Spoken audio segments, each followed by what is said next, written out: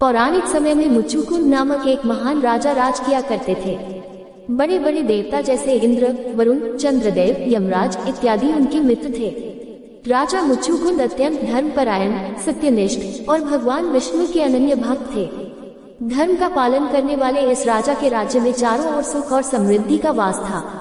उनकी एक चंद्रभागा नामक पुत्री थी, जो कि एक पवित्र नदी थी। राजा मुच्चुकुंद ने उसका विवाह राजा चंद्रसेन के पुत्र शोभना के साथ कर दिया। कुछ समय बाद शोभना अपने ससुराल आया। उस समय चंद्रभागा भी अपने मायके में ही थी। शोभना को लगा था कि उसके इस प्रकार आने से उसकी पत्नी चंद्रभागा प्रसन्न हो जाएगी, लेकिन ऐसा नहीं हुआ। इसके विपरीत वह अपने पति को देखकर अत्यंत चिंतित हो गई। अब शोभना को भी आश्चर्य हुआ कि चंद्रभागा उसे देखकर इस प्रकार चिंतित क्यों हो गई। चंद्रभागा की चिंता का कारण यह था कि अगले दिन ही एकादशी थी और नियम के अनुसार राजा मुच्चुकुंद के राज्य में सभी प्रजाजनों के लिए इस व्रत का पालन करना अनिवार्य था। यहाँ तक कि उनके राज्य में हाथी, घोड़े समेत सभी पशुओं को भी भोजन नहीं दिया जाता था। चंद्रभागा जानती थी कि उसके पिताजी इस नियम के प्रति अत्यंत कठोर हैं, और साथ ही उसकी विडंबना यह भी थी कि उसका पति शोभना शारीरिक रूप से काफी कमजोर था और भोजन के बिना नहीं रह सकता था। शोभना के लिए एकादशी व्रत का पालन करना असंभव था। चंद्रभागा ने अपने पति को अपनी व्यथा का कारण बताते हुए कहा कि हे स्वामी, मेरे पिता एकादशी व्रत के पालन को लेकर बहुत कठोर हैं। दशमी के दिन ही पूरे राज्य में ढोल नगाड़े बजाकर इस बात की घोषणा कर दी जाएगी कि सभी के लिए इस व्रत को करना अनिवार्य है। मुझे पता है कि आप भोजन के बिना नहीं रह सकते, इसलिए आप किसी और जगह चले जाएं। अपनी पत्नी की बात सुनकर शोभना ने बोला कि अब मैं भी इस व्रत का पालन जरूर करूंगा, चाहे इसका परिणाम कुछ भी हो। ईश्वर की इच्छा से जो कुछ भी होगा अच्छा होगा।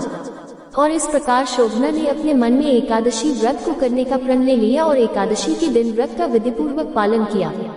दिन ढलने तक अत्यंत दुर्बल होने के कारण शोभना का स्वास्थ्य बिगड़ने लगा और रात्रि समाप्त होने तक शोभना ने अपने प्राण त्याग दिए। जब राजा मुच्चुकुंद को इस बात का पता चला तो उन्होंने शोभना का अंतिम संस्कार कर दिया। इस प्रकार अपने पति के देहांत के पश्चात चंद्रभागा अपने पिता के महल में ही रहने लगी। चूंकि शोभना की मृत्यु एकादशी व्रत का पालन करते हुए हुई थी, इसलिए उसे प्राप्त पुण्य फल स्वरूप वह अगले जन्म में मंदराचल पर्वत की चोटी के राज्य का शासक बना। यह कोई सामान्य नगर नहीं था, वह देवनगरी के समान था। उसकी दीवारों पर रत्न जड़े हुए थे। राजा शोभना रत्न जड़ित सिंहासन पर विराजमान होकर इंद्रदेव के ही समान प्रतीत होते थे। कथा यही समाप्त नहीं हुई। राजा शोभना को राजपाट तो मिला, लेकिन वह स्थायी नहीं था। चलिए जानते हैं कि किस प्रकार राजा का राजपाट स्थायी हुआ। एक बार राजा शोभना के राज्य में एक बार सोम शर्मा नामक ब्राह्मण आया और राजा को देखकर वह अत्यंत चकित हो गया। उसके चकित होने का कारण यह था कि वह राजा मुच्चुकुंद के राज्य से आ रहा था और वह शोभना को पहचान गया था। राजा शोभना ने भी उसका आदर सत्कार किया। इसके पश्चात ब्राह्मण ने जब शोभना को उसके पूर्व जन्म के बारे में बताया तो उन्होंने अपनी पत्नी चंद्रभागा के बारे में पूछा।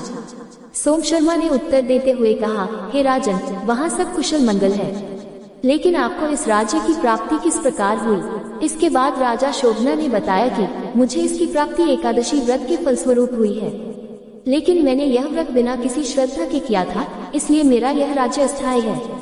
यदि आप मुच्चुकुंद और चंद्रभागा से सब वृतांत कहें तो यह स्थिर हो सकता है। ऐसा सुनकर उस श्रेष्ठ ब्राह्मण ने अपने नगर लौटकर चंद्रभागा और राजा मुच्चुकुंद को सारा वृतांत बताया। ब्राह्मण के वचन सुनकर चंद्रभागा बड़ी प्रसन्न हुई और बोली कि हे ब्राह्मण, ये सब बातें आपने प्रत्यक्ष देखी है या स्वप्न की बातें कर रहे हैं? ब्राह्मण कहने लगा कि हे पुत्री, मैं स्वयं तुम्हारे पति से मिलकर आ रहा हूँ। उनका नगर देवताओं के नगर से भी अधिक सुंदर है। चंद्रभागा ने अपने पिता से आशीर्वाद लिया और ब्राह्मण से साथ अपने पति के नगर को स्थायी करने का उपाय खोजने उस सुंदर नगर की ओर निकल पड़ी। पर्वत की तलहटी में वामदेव ऋषि का आश्रम था। उन्होंने ऋषि को प्रणाम किया और अपनी व्यथा कह सुनाई।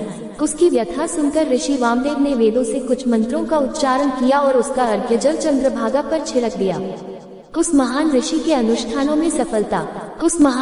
अनुष्ठानों के प्रभाव से चंद्रभागा को अनेक एकादशियों का पुण्यफल प्राप्त हुआ और उसका शरीर दिव्य बन गया। चंद्रभागा अपने पति के नगर में पहुंची और राजा शोभना उसे देखकर हर्षित हो गए। अपने पति से मिलकर चंद्रभागा ने अपने एकादशी का अर्जित किया हुआ पुण्यफल अपने पति को दे दिया। साथ ही उसने कहा कि हे स्वामी, मैं 8 वर्ष की आयु से इस व्रत का श्रद्धा पूर्वक पालन कर रही हूँ और इसका पुण्यफल मैं आपको प्रदान करती हूँ, जिससे आपका यह राजपाट स्थायी हो जाए। इससे राजा शोभना अत्यंत प्रसन्न हुए और दीर्घकाल तक उन्होंने सुखपूर्वक शासन किया। जो व्यक्ति रमा एकादशी की व्रत कथा रामा एकादशी व्रत कथा का श्रवण करता है वो पापों से मुक्त हो जाता है और पुण्य का भागी बनता है।